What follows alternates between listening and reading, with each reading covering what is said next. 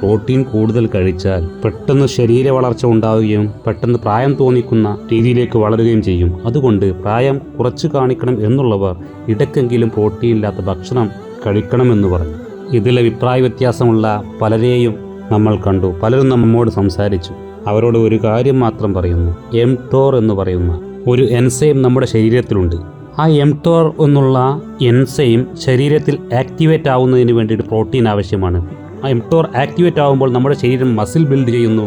നമ്മുടെ ശരീരത്തിന് പ്രായം കൂടുതലായിട്ട് കാണിക്കുന്നു. ശരീരം പ്രോട്ടീൻ കൂടുമ്പോൾ അത് മസിൽ പേശികളെ ബലപ്പെടുത്തുന്ന പരിപാടിയാണ് എംടോർ എടുക്കുന്നതെന്നുണ്ടെങ്കിൽ അതോടുകൂടെ തന്നെ പ്രായം കൂടെ കൂട്ടുന്ന പരിപാടി എംടോർ എടുക്കുന്നുണ്ട്. അതുകൊണ്ട് യുവത്വം നിലനിർത്തേണ്ട ആളുകൾ എംടോർ കുറക്കാൻ വേണ്ടിയിട്ടും ചിലപ്പോൾ ശ്രമിക്കണം എന്നാണ് പറഞ്ഞത്.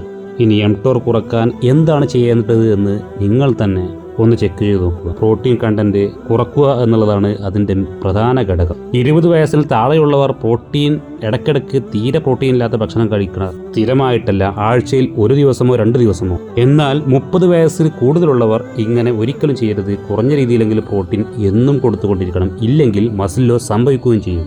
എംടോറിനെ കുറിച്ച് നിങ്ങളുടെ പഠനം ഒന്ന് നിങ്ങൾ നടത്തി നോക്കുക. അല്ലെങ്കിൽ നിങ്ങൾ അറിയുന്ന ന്യൂട്രീഷനിസ്റ്റുകളോടോ ഡോക്ടറോടോ ചോദിച്ചു നോക്കുക.